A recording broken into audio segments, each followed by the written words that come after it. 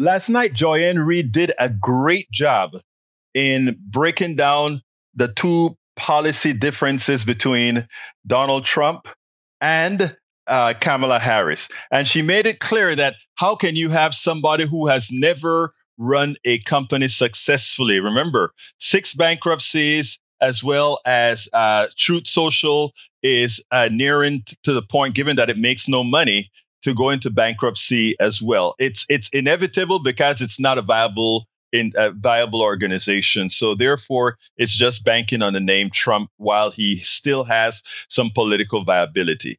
Now, this morning, Morning Joe and Steve Rattner did a great thing in the way they pointed out 3 specific things. One, that blue states are very, very dependent on, or rather, red states are very, very dependent on blue states. I mean, if you take a look at the charts that they show, the red states just simply need that cash from the blue states. The second thing is that where it comes to education, again, the blue states are funded education in the rural areas of all these red states, et cetera, et cetera, et cetera.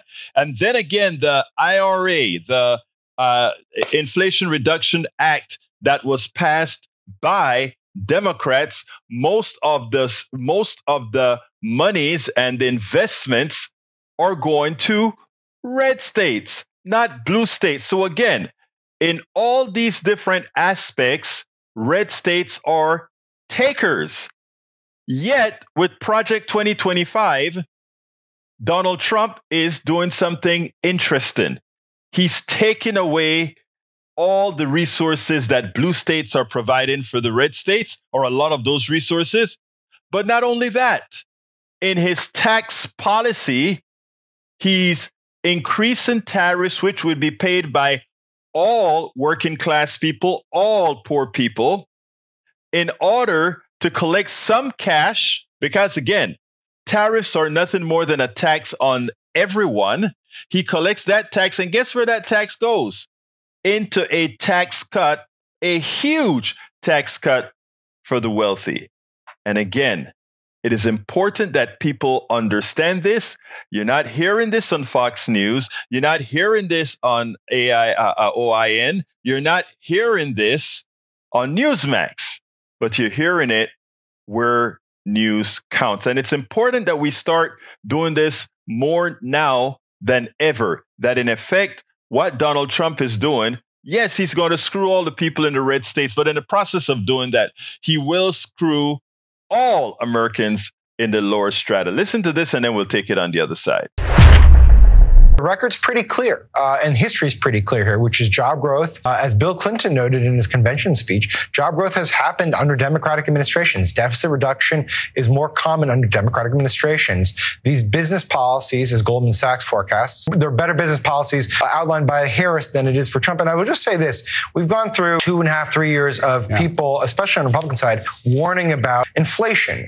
The most inflationary policies being proposed in the current campaign are enhanced tariffs and immigration restriction, because that would affect the amount of supplies of goods coming into our country and severely hamper the number of employees that we have in our country. So if your primary concern is inflation, it's pretty clear, too, that you should vote for Harris. Steve, you're looking at how Donald Trump's policies would do more harm to the states that support him the most. And let's be very clear here. Donald Trump and Kamala Harris both want to raise taxes. Kamala Harris is talking about actually raising taxes on corporations and the wealthiest of Americans. She's talking about, though, giving a big tax cut, big tax credit to small business owners that will benefit entrepreneurs. Donald Trump, as the Wall Street Journal editorial page said months ago, Donald Trump has proposed the biggest tax increases in this election through the form of tariffs. And who do tariffs hurt? They don't hurt the rich. They hurt consumers. They hurt middle-class Americans who can't afford the Trump tariff tax that they're going to get hit with. Yeah, the Trump tariffs are, as you say, are actually a huge tax increase. It would cost the average American family something like $1,600 a year. And even worse than that,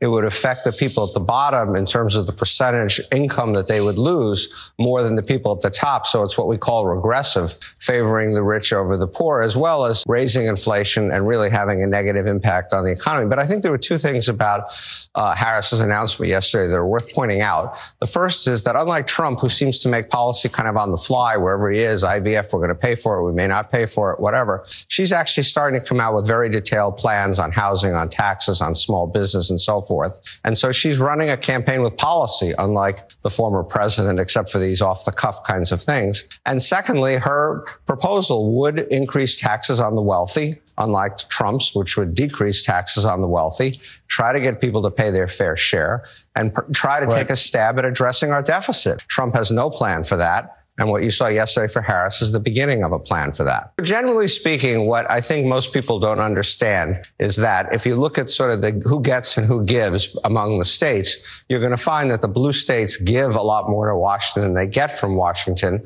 which is ironic, given that you have a Republican president who, in effect, wants to reduce what the disadvantage that the red states have and increase it for the blue states. But let's take a look at this chart. So if you look at the net of what people pay versus what they get, you see at the far end of the spectrum are all blue states. They pay more to Washington than they get from Washington. And if you look over here on the right, you'll see these are almost all red states, with the exception of Virginia and Maryland, which are kind of special cases because they have so much federal installations and military and so forth in their states. And so this is what you see happening. Most of this happens on the revenue side. Residents of blue states earn a lot more than residents of red states, so they pay a lot more in taxes, roughly $3,000 a year per capita. So, Steve, that's fascinating. So what you're saying is there's income redistribution here. Well, exactly.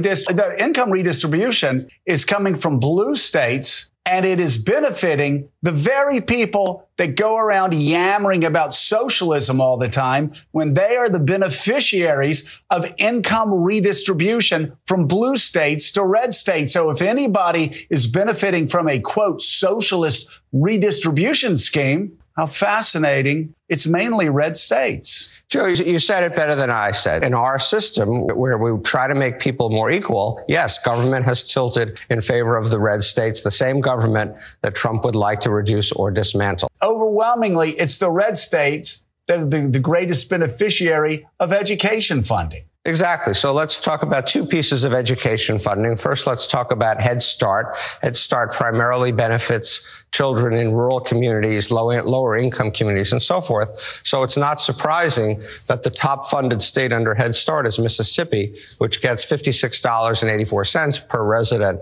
back. And you can see then it's West Virginia, it's Louisiana, it's Kentucky, it's Wyoming. Red state average, $22.42. Top blue state, Michigan, $25.77, is actually below the fifth red state, Wyoming. And the average is down here at $17.22. But what's important to know about this is a program that Project 2025 would kill. So the Republicans that are in effect proposing a policy that would actually hurt their constituents a good bit more than it would hurt the constituents of blue states. Another similar example of that is teachers. A lot of teachers' jobs in lower income areas are funded by what's called Title I. You can see here the largest percentage of teachers supported by Title I is Louisiana at 12%.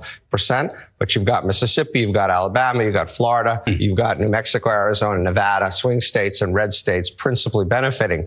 Once again, the Republicans would eliminate this funding, send it back to the states, say you deal with this problem, disproportionately hurting their own constituents. Steve, let's look at your final chart, which focuses on the Inflation Reduction Act, which we've heard Donald Trump and others rail against. How is it boosting investment? So this is a program obviously mostly proposed by the Democrats. And it is, again, ironically, a program that would help, has helped so far the red states more than the blue states. First, let's look at the IRA in general. The Inflation Reduction Act has sent, as you would expect, as we hoped, clean investment soaring. It's actually way above anything we thought was going to happen. Huge outpouring of investment in everything from wind farms to solar panels to home insulation to all the kinds of things that we hope will save energy. But look where the investment has come. And this is through a tax credit system. This is not bureaucrats sending the money there. This is kind of where the action is. And you can see in the red states, the amount of investment in this from the 2 years before IRA to the 2 years post-IRA has gone up 84%, 57 billion to 105.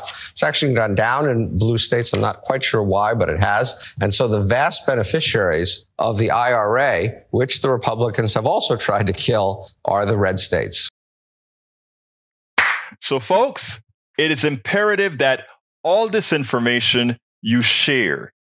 Again, the mainstream media, most of them are not giving you this type of detail, like what Joy and Reed gave last night, what Steve Rattner and Morning Joe did today. These are the two most important portions of the differences in economic policies of these two, and it must be heard. Make sure you share this. Make sure you get this information out. Again, we're talking about people's lives here. We spend a lot of time deconstructing the news, trying to parse it into a form that everybody can understand. We try to find those little nitpicks where it flies above the fray, etc. If you really like these videos that we do, I want to ask a big favor. Please go ahead. Number one, subscribe to our channel. And number two, please join if you can. Thank you so kindly for watching. Keep watching. Please remember to share. We must populate the entire internet with our progressive message, a message that we know is what most Americans say that they want. So help us, please join.